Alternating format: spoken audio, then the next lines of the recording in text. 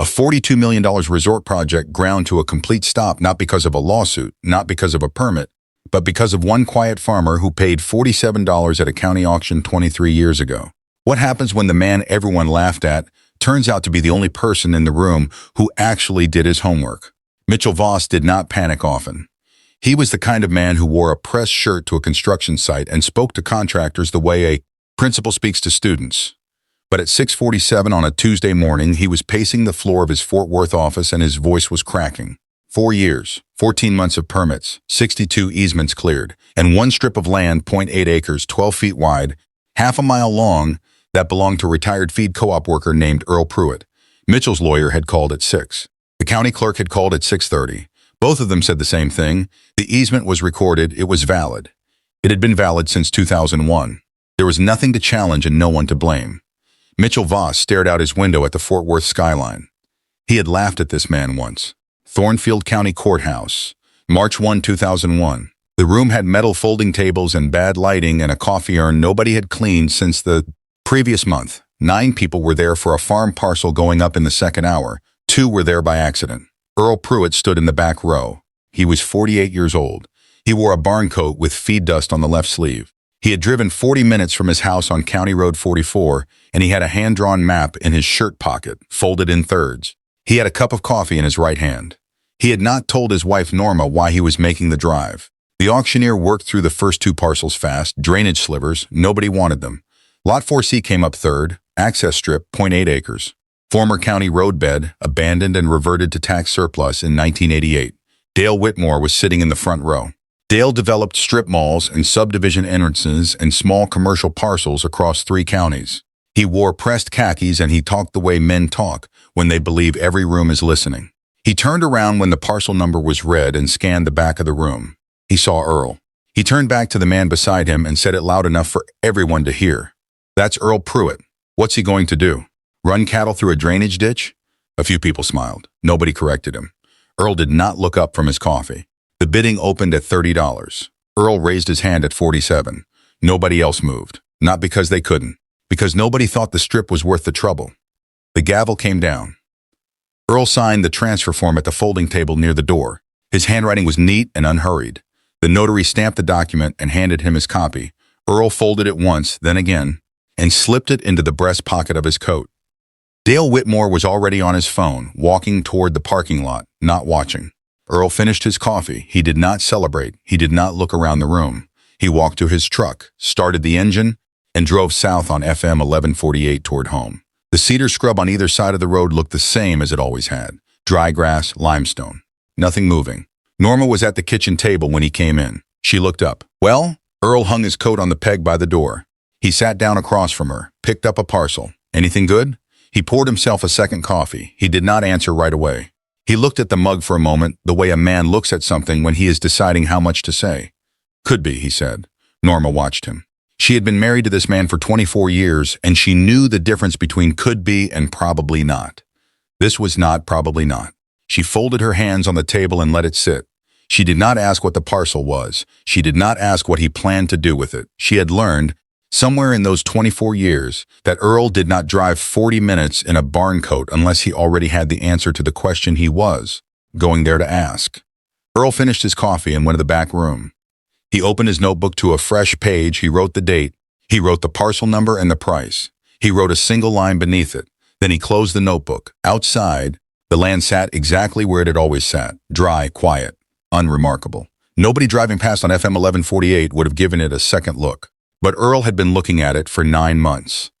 And what he had found in that time was something the county had missed, something Dale Whitmore had never thought to check, something that had been sitting in a county record book since 1956 and had never once been corrected. Nobody in that auction room knew what he knew. He intended to keep it that way. Before the story gets deeper, hit subscribe right now, because what Earl found in that library is something no developer, no county official, and no lawyer ever saw coming. Don't miss what happens next. A retired surveyor named Harold Bass talked too much. That was the first thing Earl remembered about him. Harold was 74, and he came into the co-op every other Tuesday for mineral supplements and conversation, usually in that order. Most of what he said dissolved before Earl reached the parking lot. But one afternoon in April of 1999, Harold mentioned, The way old men mention things they think are already public knowledge, that the county had abandoned a road extension project back in 1961 after a right-of-way dispute, and the survey records had never been corrected in the deed index. Harold moved on to a story about his nephew before Earl could ask a follow-up question. Earl swept the storage aisle and said nothing. He drove to Thornfield Public Library that Saturday. The third floor had 2 microfiche machines and one window that faced the parking lot. Earl took the machine on the left. He asked the desk clerk for the county survey index from 1955 to 1965, and she brought him 3 flat boxes and looked mildly surprised that anyone wanted them. He started with the road commission filings. The 1956 document was 12 pages. It laid out a planned state road extension along the FM 1148 corridor, running northeast to southwest toward the lakeshore. The extension would have created direct highway access to the Lake Road, a clean corridor through land that was mostly limestone scrub and cedar at the time. The project was canceled in 1963 after a right-of-way dispute with a private landowner 2 miles north. What was never canceled was the survey. The 1963 abandonment order had been recorded in Volume 14 of the County Deed Index. It should have been Volume 41. The transposed numbers put it in the wrong section, cross-referenced to nothing, invisible to any standard title search. The strip of land it released, 0.8 acres, 12 feet wide, half a mile long, had been jurisdictionally orphaned since Eisenhower was in office. Nobody claimed it, nobody taxed it, nobody touched it. Earl sat at the microfiche machine for 2 hours and did not move except to turn pages. He came back the next Saturday, and the one after that. By the 5th Tuesday, he had 4 things: the 1956 Road Commission filing, the 1963 abandonment order, misfiled in Volume 14, a 1988 county memo reclassifying the strip as tax surplus land after a software audit flagged the gap, and a quiet, important fact. The strip ran between FM 1148 and the Thornfield Lakeshore, and it was the only continuous corridor between those 2 points that did not cross land, owned by someone else. He drew the first map on the back of a library notepad. He drew it again at home on a clean sheet of paper, to scale, with the parcel numbers written in the corners. Norma was at the stove when he spread it on the kitchen table. The kettle was on. She looked at the map the way she looked at things Earl brought home without explanation, carefully, without rushing to a conclusion. What is that? A road that was never finished. She looked at it a moment longer. And that's worth something? Earl smoothed the corner of the map with his thumb. Might be. Depends. She poured the water and set a mug in front of him and went back to whatever she had been doing. She did not push. She never pushed. Earl stared at the map. The strip by itself was not worth much. 12-foot wide corridor through scrubland with no utilities and no road access of its own would not attract a developer on a normal day. What made it matter was what sat on either side of it. In 1999, that was mostly nothing. Mesquite limestone, a few small ranches. Earl started a new section in his notebook. He labeled it Adjacent Parcels. He wrote down every lot number on both sides of FM 1148 between the highway and the lakeshore. He drove out on Saturday mornings and noted what he saw. Fence lines, survey flags, gates. He noted the dates when things changed. In the spring of 2000, a new LLC filed for a parcel 2 miles east. 3 months later, a second LLC, different name, same registered agent, filed for a parcel directly south. Earl looked up the registered agent, Fort Worth address. He wrote it in his notebook without underlining it. By October of 2000, he had tracked 6 separate parcel purchases along the lake corridor, all of them through different LLC names. All of them filed by the same registered agent in Fort Worth. Someone was assembling land. Earl drew a new map. This one showed all 6 parcels and the land between them. He drew the strip in the center with a thick line. He stared at it for a long time, then he saw it. The 6 parcels formed a rough rectangle, a wide, valuable rectangle stretching from FM 1148 to the lakeshore. It was the kind of rectangle that could hold a resort, a marina, a hotel, a conference center. The kind of rectangle that would need road access from the state highway. The only road-legal corridor between FM 1148 and the assembled parcels ran through a specific gap in the existing deed map. That gap was 0.8 acres, 12 feet wide, half a mile long. Earl looked at the map for a full minute without moving. He closed his notebook. He looked at the hand-drawn map one more time, at the thick line running through the center of everything, at all those parcel numbers arranged around it like a frame around a door. Whoever was assembling that land did not know about the strip. They would find out. But by then, Earl would already own it, Act 3. The knock came on a Thursday in August of 2006. Earl was on the back porch with his coffee when he heard it. He took one more sip, set the cup on the railing, and walked around to the front of the house. A young man stood at the door, late 20s, khaki pants, a polo shirt with a small realtor logo on the chest. He was holding a manila folder and smiling the way people smile when they have been taught that smiling is the same as being liked. He said his name. He said he represented a land acquisition client he couldn't name. He said the strip on Section 12 was part of a larger consolidation and his client was prepared to offer $8,000. Cash, quick close. Earl looked at him, $8,000. For a parcel he had paid $47,000. That should have felt like a windfall. Earl said, not interested. The agent's smile held. I think if you consider that I have, Earl said, not interested. The agent drove away in a sedan with a dealership plate on the front bumper. Earl went back to the porch and picked up his coffee. He opened his notebook and wrote the date, the name the man had given, and the number, August 2006. Declined. He turned to the next page. Norma appeared at the screen door. She watched the sedan until it turned onto the county road. Someone want the strip? Yep. You say no? Yep. She went back inside. That was the whole conversation. Earl mowed the strip twice a year, spring and fall. He used an old brush hog on the back of his tractor, and it took about 90 minutes each pass. He paid the annual property tax in March every year without fail. $14 the first year. $18 by the time the assessments were updated. Never missed. He kept the survey markers clear.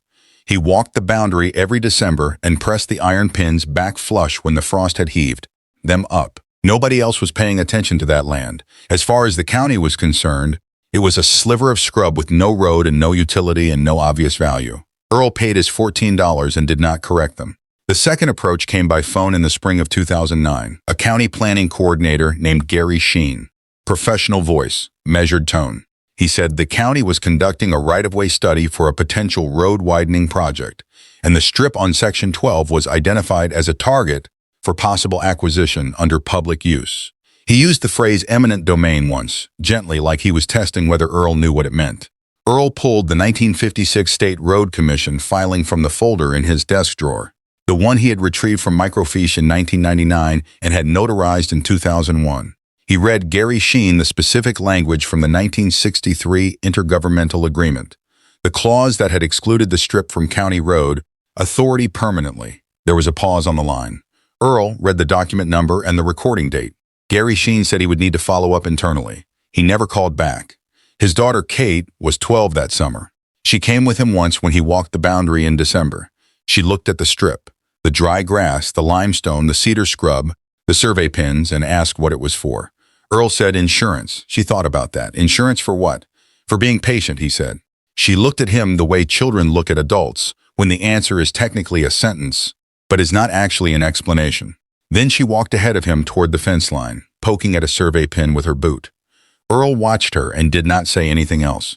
The third offer came in November of 2014. Earl was at the kitchen table with coffee when the knock came. He opened the front door to a man in a dark suit with a leather briefcase and the particular posture of someone who flew first class and expected rooms to quiet down when he entered them.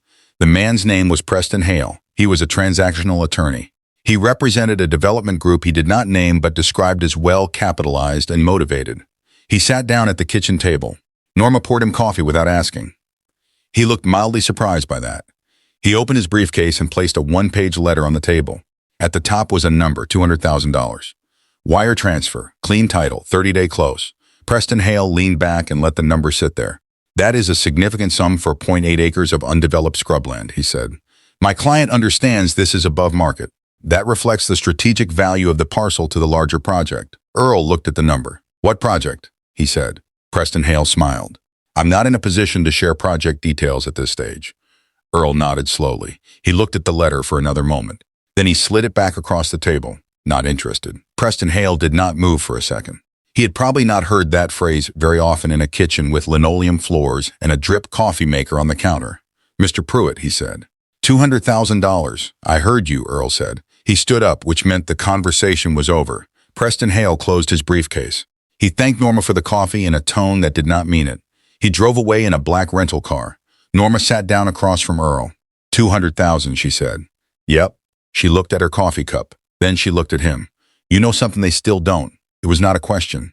Earl had always known that she knew. Yep, he said. She picked up her cup and did not say anything else. In Fort Worth, in a glass and steel office on the 14th floor, Mitchell Voss was not having a good quarter. His land assembly was 99% complete. 400 acres, 62 easements, 12 years of patient acquisition along the Thornfield Lake corridor. One parcel was missing. His project manager had flagged the strip 18 months ago. His attorney had flagged it 6 months ago. 3 separate offers had come back declined. The eminent domain path was closed. Somebody on Voss's own legal team had finally found the 1963 intergovernmental agreement and confirmed what a county planning coordinator had apparently discovered in 2009. Mitchell stared at the aerial map on his conference room wall. That 12-foot strip bisected everything. He told his attorney to go back. Earl was reading on the front porch on a Wednesday morning in March when his phone rang on the side table next to his chair. He looked at the screen. An area code he recognized, Fort Worth. He looked at it for one full ring. Then he picked it up. Mr. Pruitt, the voice on the line was clipped. Legal. My name is Preston Hale. I believe we've met. Earl said yes. He remembered the briefcase and the first-class posture and the $200 Zirazane letter that had gone back across the table. Preston Hale said his client was prepared to make a final offer. He paused before the number, the way people pause when they believe the number will end the conversation. $800,000. Full parcel acquisition. Wire transfer within 5 business days. Earl was quiet. $800,000. For a parcel that cost $47 in 2001. I'll think about it, Earl said. Mr. Pruitt. I'll be in touch, Earl said, and ended the call. He set the phone on the porch railing. He picked up his coffee. He looked out at the cedar scrub on the far side of County Road 44 for a long time.